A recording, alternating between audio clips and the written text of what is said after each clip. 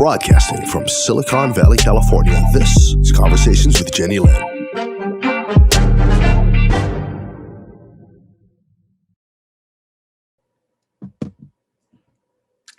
Thank you for watching Conversations with Jennylyn. Today, I have another fascinating guest for you. He is from San Francisco, so today I'm at home. And his name is Jacob Roig. He is a coach, and he coaches mid-level entrepreneurs and other coaches. And whatever else he is famous for, he will share with us. Welcome to the show, Jacob. Thank you, Jennylyn. I'm excited to be here, and yeah, let's go. So, did I pronounce your name correctly? I know you told me before the start of the show, but I still like to double check because I hate ruining someone's name. No, thank you for asking. Yes, you pronounced it correctly. Thanks. Wonderful. So you live in San Francisco. Are you a native of the San Francisco Bay Area? No, I've been out here 13 years. From? Pardon? From? Oh, I'm originally from the Midwest, Ohio, near Detroit, Michigan.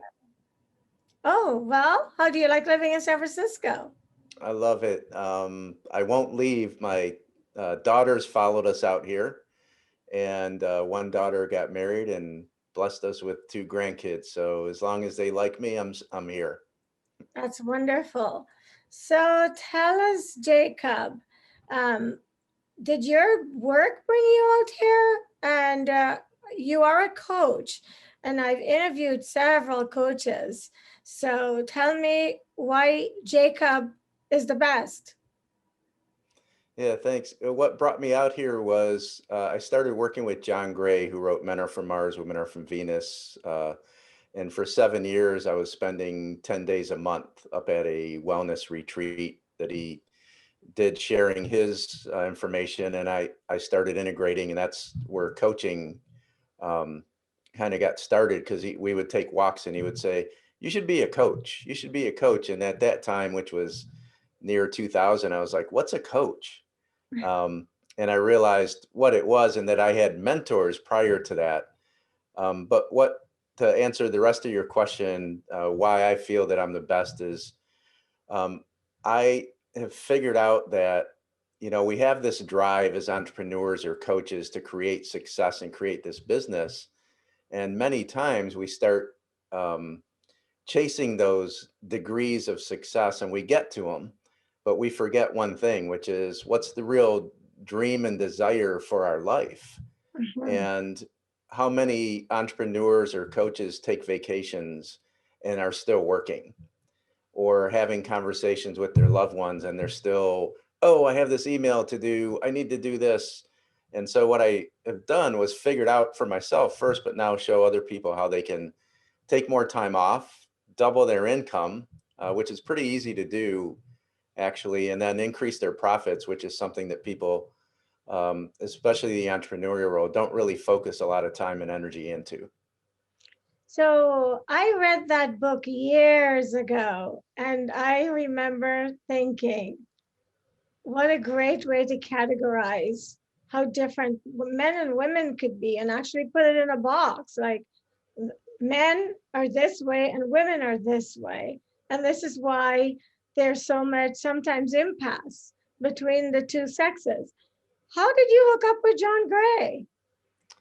Well, you as entrepreneurs, like you've done this too, because I've listened to you a lot and followed you. As you Yeah. follow your intuition, you get these little messages and you follow them, and they lead you to the path that you're on. It was like that for me. I was at an event, I heard him speak, I really connected with his message, and I bought his book in the back of the room, and I said I was going to have him sign it. That was like my only intention. And I got an intuitive thought that said, be the last person. So I waited 2.5 hours to be the last person to speak with him.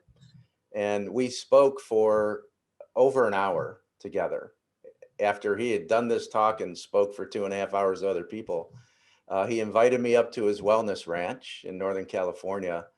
And I got exposed to the beauty. It backed up to 1 million acres of redwood forest, but it was on the top of a mountain right on the coast. And it was just It's a postcard. And when I went, I said, I have to be a part of this. And they said, oh, we're not looking for anybody. We're not hiring anyone. And the next day, the manager said, hey, do you know how to do Reiki?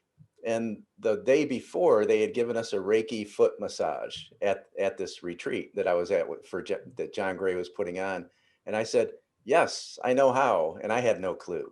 Are you kidding? I wanted to be a part of it. So I remembered what they did. And at the end of the event, the manager said, okay, let's go up to the massage area and you're going to give me a Reiki session. And I gave her one and she fell asleep. Wait, she woke. stop. I have to stop you because I have many, many friends who practice Reiki and they've done it to me. And it's a technique.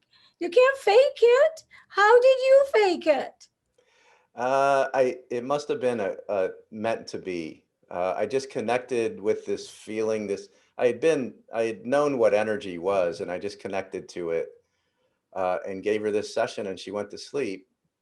And part of it involved a foot massage as well on some pressure points and things. So I did both. I just went from memory on the massage part and trusted my intuition, right? I am impressed. And she came out 45 minutes later and said, that's the best Reiki session I've ever had. You're hired. So for 7 years later, I was doing, part of that was what I was doing. I think this is brilliant. So many people don't believe in energy. It's weird. If you really sit down and open your mind to so much that we are close to, it's right there. It's just a matter of acknowledging it. And I believe when you have a closed mind, you block your blessings, you block your growth. And so you have to have an open mind, I think, and not everything will resonate with everyone, but you should at least be open to finding out what fits into your journey and what doesn't. So the fact that you have this attitude, I would imagine you're a great coach, because I think that's a big part of success is having that type of an attitude. So continue with the story. Yeah, thanks. And so anyways, she came out and said, this is the best session I've ever had. You're hired. And so for the next 7 years, I did a little bit of that. I did study some Reiki techniques so that I could at least be more legitimate to myself. Authentic. To myself, I had already kind of achieved something, just trust, right? And trusting myself and trusting that my desire to be a part of something. And so for the next 7 years, I had this magical experience where I would spend 10 days a month up at this wellness ranch and listen into what John was sharing about the differences in men and women, but also getting exposed to holistic ways of healing and natural healing. And it just led on to a whole nother journey.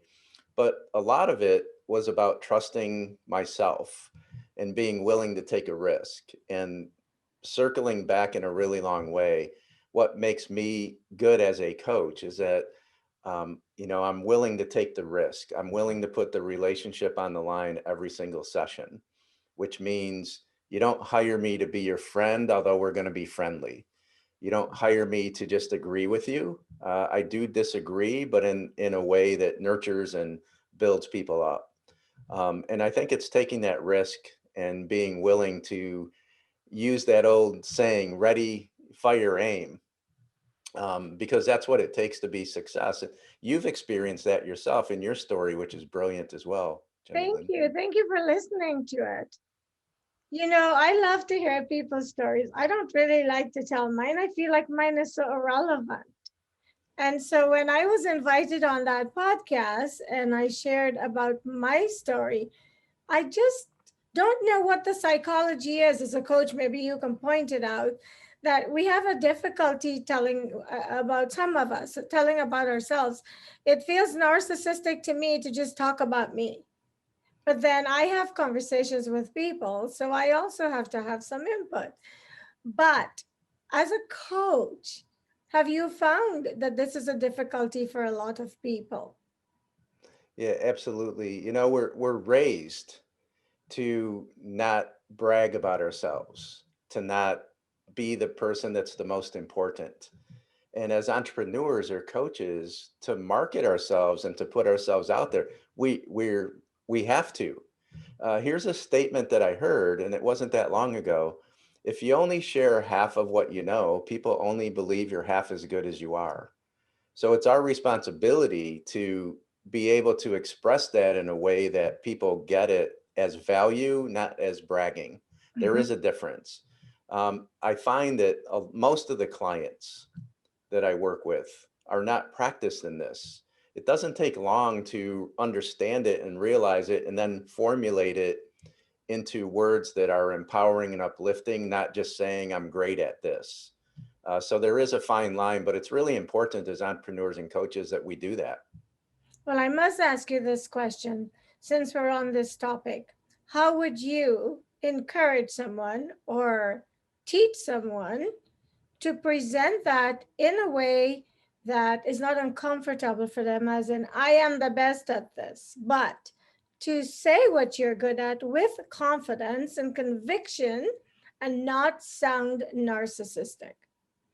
Yeah, so I'll use you as the example since it's you and I here in this Okay. thing, but how many years have you studied, done, or practiced, engaging with other people in a uplifting and, empowering way for them? How long have you been doing that? It's innate. It started once I started to encounter people, I think. I started from a very tender age. I always care more about people. And if I find myself on an elevator with a group of people, I can feel what each of those persons or person is going through. It's weird. I just know. And I will just silently say prayers for them or send them Mm, love. And so I'm someone who was born with a gift that I don't know the label for it. So I don't know if that is unique to me or if it's true of everyone. We can only speak for ourselves. very So true. that's the answer. It started from a very young age, and it's why I do this show, because I want to highlight people's successes and I want to encourage another person who is struggling because of fear or whatever with your story, because you have a success story. And your success story, you never know how it's going to impact someone watching this. Like, I'm looking at you going, I can't believe him. He waited, got the last signature. He ended up at this guy's resort. Next thing he's doing Reiki with no training and is being told it was the best Reiki treatment she had. There's something about believing in yourself. We can do so much more than we realize. And it's that fear and that doubt that stops us. I'm not the coach, you are. This is just my 2 cents. No, it's it. Those are really powerful words to revisit if you're watching this as a recording, like re-listen to what Jennylyn just said, because it's so true. I didn't know if I could or not. I just had I desired to be a part of this group. I didn't know if I could or not, but I was willing to ask. And first, I was willing to ask. Second, I was willing to take a risk and fail. And I didn't have the intention that I was going to fail, but I didn't know if I was going to succeed either. I just did it. And I trusted that in the moment, I just let go. Once I got into it, I just let go. And that's part of the whole process of all of us, evolving into the best version of ourselves for the most successful part. To get back to your question, how do I have people do this so it doesn't sound narcissistic or bragging? You first have to own your power. And the reason I ask how long you've been doing this, because you probably haven't shared that with people. No, never And before today. yeah, and what you do is, if I look back at me, I can go, you know, I have I've invested over $250,000 of my own money into my education to work on my own mindset and to be a better coach. I've spent over 18,000 billable hours coaching people. I've coached over 180 people one-on-one. 3,500 people in groups. I spent over 1,200 hours in training just to get certified. And those are things I rarely shared. But looking at all of those, if I told you that, did you take it as I was bragging about how great I am as a coach? I'm just sharing my experience. And so we have to figure out a way to share it so that people know it, because you would not know, I wouldn't know that you had this since a child if you didn't share it today. And it wasn't taken as, oh, she's better than us. And just like hopefully mine wasn't either. So we have to learn how to share that. But this is about owning your power. Am I worth what I say that I'm worth? Am I worthy of coaching this person that I say I am? If I don't own this power, like, yeah, with all that experience, I am an expert in certain areas that I can help certain people with. And so that's what it is about claiming and owning your power, for sure. Well, thank you so much. And I think because some people are so concerned about being perceived as a narcissist, or like they're in love with themselves, is what people think of some people who are confident, they don't say anything. And so someone that they're interacting with does not understand the value or realize the value that they could gain from this friendship or this person, because the person is afraid to speak up on what they're good at and what they're powerful at and what they can impact another life with, because of their fear of being judged or called a narcissist.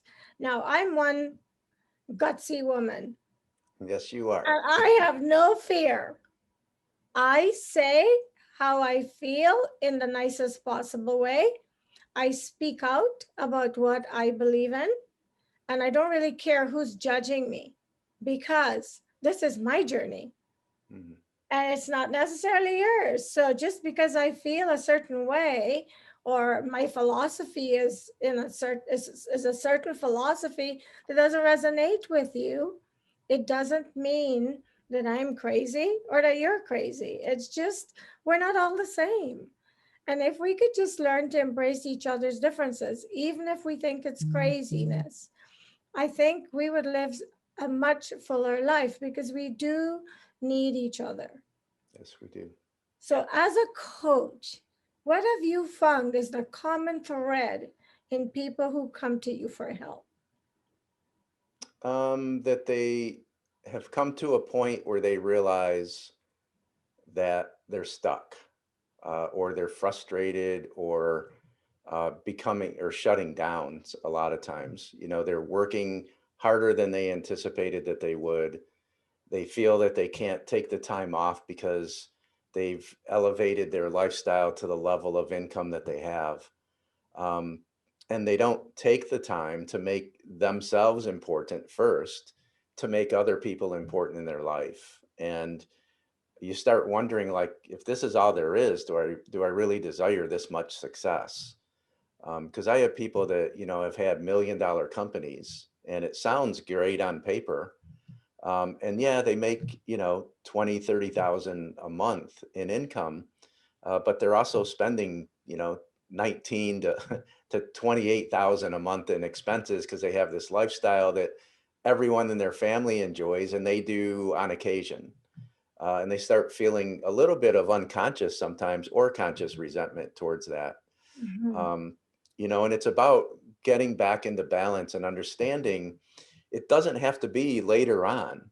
You have to start living what you desire in steps, just like we step towards success. You know, what lifestyle do you desire, and then why is it important? You know, like Viktor Frankl's book, Man's Search for Meaning, which was written a long time ago. I read it many years ago, and you know, without that meaning, without the knowing why it was worth going through the suffering that he did, in that he became worthy of his suffering, but he also had an outcome that he was looking to achieve, and he took the steps required to do it. As soon as he got out, his success rose very quickly. And the same with us. We have to reconnect with the meaning. Like, why is it important for me to do what I'm doing? Why do I get up at 6 a.m. every day and do the routines that I do in my marketing, my business? For what? If it's just for me, it doesn't become worth it. So we really have to connect with first that meaning part of it, But we also have to understand that we're in control of this. We created it. We can change it. Brilliant. Thank you so much for sharing that. Are you still in touch with John Gray? Occasionally, not as much. His wellness retreat. He did it for about 7.5 years, and then just went more on the speaking circuit. And unfortunately, he lost his wife a couple years back. And I'm sorry. yeah, I am too. She was a really beautiful person. And but yeah, John is John. Part of the reason that I attracted to him was he was the same exact person, whether I was taking a hike, whether he was on stage, or whether he was presenting in his wellness retreat, and which was his house basically. What did you think of that book as a coach? Because you're a coach, and I suspect you're a professional coach, but I would imagine that you're dealing with men and women as Yeah, a coach. absolutely. I think that there's a lot of even still very relevant, valid points to it. We do think differently. I think one of the things that it gave me, like a lesson that I still teach, was my wife would say, "Hey, would you take the garbage out?" She would just say it like that. And what I was perceiving was, "Hey, you don't do anything here. At least do this." And I What? would get, "Yeah, no, seriously." And I would get this attitude. And for years, and then John said something that triggered me. He said, "You just have to have communication about this. When you're feeling that in that moment, express it, not in anger, but just express it." So one day out of the blue, I said, "Hey, when you tell me that, do you mean this?" And she was like, "Oh my God, I wouldn't even think that, let alone say it to you." And I said, "Well, that's how it feels." And so John says we can't just say it and let it go, because then it would be up to my partner to have to figure out what to say. And then you start walking on eggshells and don't say anything. So I said, "Hey, can you say this instead?"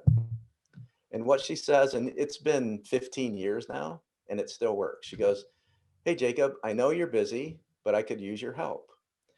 If whatever I'm doing to me might feel busy, like important." So she goes, "I know you're busy. I could use your help." We love to help. Who doesn't? Right? We were born like men where let me go out and kill the bear and then come back and get all the reward. You know, So that is so true because I have a friend, somebody who really, really matters to me. And over the years, we've been friends for about 16, going on 16 years, And it's only now I feel like we've both grown up because so much of what I said in the past was misconstrued but not discussed. And mm, what happens is when someone says something to you and you hear it a certain way, it's not necessarily what they were saying, especially with the English language. There's so many words that are ambiguous. yep, And so a lot of what is said to us is taken in a certain construct, and we pocket that. We're like, "Oh, so you said that to me," without double checking with the person. And then what we do sometimes, if we don't discuss it, is we sit on it and we harbor thoughts of what we think they say. And after a while, we have a wall of resentment built toward a person who was not really saying what you heard them say, and you never double checked. that's right. Well, and that's part of mindset growth, which is part of what I have taught myself, but also now help with the clients. But what we have to do is we have a responsibility when we take it a certain way to voice it. And then we also have a responsibility for willing to face that, to say, "Here's how you can say it so that I don't take it this way." Two things happen. Number one, it eases what your partner has to figure out, or your friend has to figure out what to say. And number two, we can't say it's bad because we told you to say it. And Right. so my wife says, "Hey, I know you're busy, but I could really use your help." And I go, "What is it?" Sometimes. Or I'll say, "What is it?" And she'll say, "I'm cleaning the kitchen and it would really help if you took the garbage out right now." And so I take the garbage out, and when I come back, she did this part. When I come back, she says, "Thank you. Look how good the kitchen looks." And so as a guy, I can take all the credit for cleaning the kitchen by only taking the garbage out, which I love it. guys, we do this. We will, well, we do it unconsciously. I think we take credit without sharing it, even though we don't do it intentionally just to harbor it for ourselves. But you've been in meetings before, and you could be leading the meeting, and if somebody said, Jennylyn, thank you so much for taking this project on, and you would go, oh, you're welcome, but if it wasn't for Jacob and Susan and Sarah, we wouldn't have been able to do it. If the same person came to Jacob and said, Jacob, thanks for taking this project on, it worked out perfectly, Jacob would go, thank you.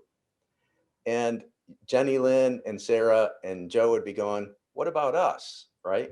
So it's just an unconscious thing that once I realized it, I'm able to share it more openly now, but I've caught myself taking credit for everything from time to time. We just do it. It's not saying it's right or wrong, but it's true. I'm enjoying this so much, and every single time, as whenever the interview is great, the time just seems to fly. I always give my guests a chance to leave with my viewers anything that I didn't ask them. But before we go there, I must ask you, because we're down to 5 minutes. Can you believe it? No. What has your success rate been with coaching? Yeah, that's a great And question. no lies. What's that? No lies? Yeah. My success rate, I would say, is probably at 50% or so. Coaching is something that you can have the best ideas to come forth. You can have the best guidance and direction that people agree to. But in the end, it's us that has to do the work.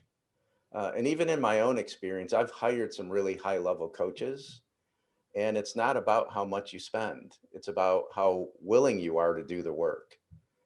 So I would say at least half of my clients have succeeded to the level that they originally came into or exceeded, and probably 50% have not. But one thing I do know is that every single client that I've worked with has left better and really accomplishing more than they put the effort into when I asked them the question.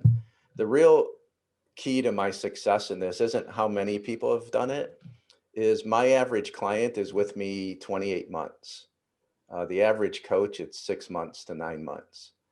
I have right now, I only work with 12 to 15 clients. And right now I have 6 clients that have worked with me prior years and have gone and are back. Mhm. That to me is, if I'm looking at the success rate there, I'm in the top level, the top 10%, because having a client come back for me is validation that what I was doing was not only really beneficial to them, but I was on the right track. Well, I would imagine if someone is paying you for you to help them and they're not successful because they're not doing the work, then maybe they didn't need the help that much. Because if I'm going to pay you to help improve myself in some way, you better believe I'm going to work really hard at achieving the result for which I've come to you to help me achieve. Mhm. So I'm sorry that, sometimes I think people come to us for help. And when we tell them how they can accomplish the goals, the help that they need, they're not willing to face, they're not willing to change. Would you say that some of the reasons that people don't succeed is because of some of those, that they're just afraid of change? There are people that are rather comfortable being in a place that they know is not good for them because they're too afraid to make a change. Have Yeah, you found a lot of this? I think that the perception of fear is always present. But what I've experienced more of, and even in my own journey towards success, is sometimes we know what we have to do, or we believe that what we are saying we have to do is the key to getting to that next step. But we don't give it enough time. We're in a society that's instant gratification. And so people will put one attempt in, 5 attempts, 20 attempts, 50 attempts. And sometimes it takes 100, sometimes it takes 200. We have to be willing. That's why finding the meaning my evolution as a coach is I help people connect with the meaning and why they would get up to do all this work, because as you know, being an entrepreneur isn't the easiest choice, but it is the most rewarding choice. So when you connect to the meaning, if you take my last 5 years of coaching, my success rate's 90%. But if you take all my coaching, I'd say half of the people have been successful and half of the people left satisfied, but not at the level of success that they anticipated. Mm-hmm. And there are many elements that can influence success. It doesn't always have to do with your hard work. No, it doesn't. And we are out of time, but before I let you go, what haven't I asked you that you want to make sure you leave with anyone watching this? To own your power. I talked about it earlier, but we are not doing that enough. And think about all the experience that you have, all of the things that you've put into what you do, and not just on the professional level. Like Jennylyn was sharing, since she could remember, she's had this intuitive act, and she acted upon it, her intuition, and that's led us to the place that we are. Trust yourself as much as you trust everybody else. Know that you have what it takes. You already, if you look at the success levels that you're at, you've already achieved a tremendous amount of success. And remember this last thing I'll share, which is every mistake and every perceived failure is our friend. It's letting us know that we're stretching. It's letting us know we're on the right track. And our success is just around the corner. Thank you. Thank you so much. That's well said. And if I'm allowed to add to that, unfortunately, sometimes our failures are our stepping stones, but sometimes people cannot recover from the failure. They see it as the end result. Like, it didn't work this time, it will never work. But if they just had the fear to get up and go again, they would realize that they were fully equipped from the previous experience to get over that wall and make a huge success of whatever it is that they failed at the first time. And as a coach and a professional in this field, just correct me if that's wrong. Nope, you're right on. I agree with you 100% on that one. Well, I am so grateful for your time, for sharing your story and your expertise. And I'm really hoping somebody will watch this and gather some inspiration and some courage. And if they can't, they'll call you and Thank you let so you help much. them. Yeah. And I can you leave us your website address in case someone wants to contact you? Yeah, I made it as easy as possible. It's myname.com. So it's www.jacobroig.com. Could You you can spell always find me Roig? on LinkedIn. Could you Sorry. spell your last name? Because some people may not know how to spell your last name. Yep, it's Roig, Roig. Thank you so much again. Thank you, And Jennylyn. thank you for watching Conversations with Jennylyn. I try to bring you inspiring conversations at every segment that I produce. So thank you for watching this show.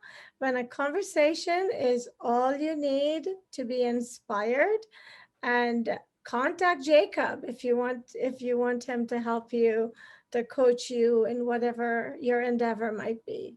I'm sure you've heard a lot of inspiration coming from him, and if he's someone you think can help you, he just told you how to reach him. And I will see you next time. Thank you.